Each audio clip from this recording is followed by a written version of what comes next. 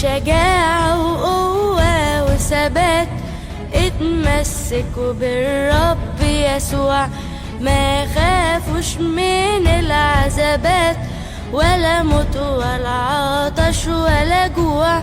قالوا لهم بأعلى صوت الرب يسوع هو الإله، ووطننا هو الملكوت، ده يا جمال العيشة معاه.